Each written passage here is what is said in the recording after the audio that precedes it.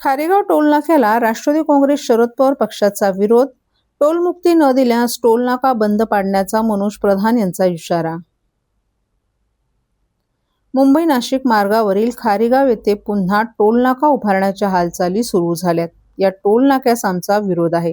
या टोलनाक्यावर ठाणेकरांना टोलमुक्ती न दिल्यास आम्ही हा टोलनाका बंद पाडू असा इशाराच राष्ट्रवादी काँग्रेस शरद पवार पक्षाचे जिल्हा अध्यक्ष मनोज प्रधान यांनी दिलाय. मुंबई नाशिक महामार्गावरील माजिवडा ते वडपे या प्रकल्पाचं काम 90% पूर्ण झालं असून येत्या काही महिन्यात या मार्गिकेच्या निर्माणाचं काम पूर्ण होण्याची शक्यता आहे. त्यामुळे मुंबई नाशिक महामार्ग आणि समृद्धी महामार्गावरून मुंबईच्या दिशेनं होणारा प्रवास वेगवान होणार असला तरी वाहन चालकांना टोलचा भुर्दंड सहन करावा लागणार आहे. खारेगाव येथील जुन्या टोलनाका भागात नव्यानं टोलनाका उभारण्याचं काम सुरू झाले, त्यास राष्ट्रवादी काँग्रेस शरद पवार पक्षानं विरोध केलाय. 1998 या वर्षी खारेगाव टोलनाका सुरू झाला होता. टोल वसुली विरोधात अनेक आंदोलनं झाली होती. 2017 मध्ये हा टोलनाका कायमस्वरूपी बंद करण्यात आला होता. त्यामुळे ठाणे ते भिवंडी, कल्याण आणि कल्याण भिवंडी, नाशिक, उरण, JNPT येथील हजारो हलकी जड अवजड वाहन चालकांना टोल पासून मुक्तता मिळाली होती.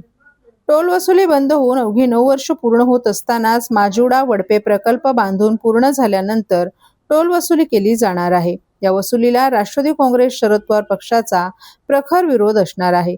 वाहन खरेदी करतानाच रोड टॅक्स घेतला जात असतानाच पुन्हा टोल आकारणी करून आधीच महागाईनं पिचलेल्या नागरिकांची पिळवणूक करण्याचा हा प्रयत्न आहे. या टोल टॅक्समुळे फक्त सामान्य वाहनधारकांना आर्थिक बुरडण सहन करावा लागणार नाही, तर प्रवास खर्च वाढल्यानं व्यापाऱ्यांकडून जीवनावश्यक वस्तूंचेही दर वाढवले जाणार आहेत. त्यामुळेच आमचा या टोल नाक्याला विरोध असल्याचं त्यांनी सांगितलं.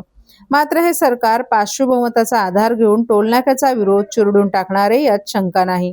त्यामुळे 14 ऑक्टोबर 2024 रोजी ज्याप्रमाणे मुंबईत प्रवेश करणाऱ्या 5ही टोल नाक्यांवर टोलमुक्ती देण्यात आली आहे, त्याच धर्तीवर हा टोल नाक्यावर ठाणेकरांसाठी टोलमुक्ती द्यावी अशी त्यांनी मागणी केली आहे. दरम्यान खारेगाव किंवा मुंब्रा येथील नागरिकांना घोडबंदर गाठायचं असेल तर हायवे हा उत्तम पर्याय आहे. मात्र ठाणे शहरात यायचं असताना किंवा पुन्हा परतीचा प्रवास करताना 2 वेळा टोल भरावा लागणार आहे किंवा टोल टाळण्यासाठी द्राविडी प्राणायाम करत कळवा, कोटनाका, जांभळी नाका, खोपट जंक्शन, माजिवडा येथील वाहतूक कोंडीत अडकावं लागणार आहे. त्यामुळे पर्यायी रस्ता तयार करून द्यावा, म्हणूनच ठाणेकरांना टोलमुक्ती द्यावी. खारेगाव टोलनाक्यावर जर ठाणेकरांना टोलमुक्ती देण्यात न आल्यास आम्ही हा टोलनाकाच बंद पाडू असा इशारा मनोज प्रधान यांनी दिलाय.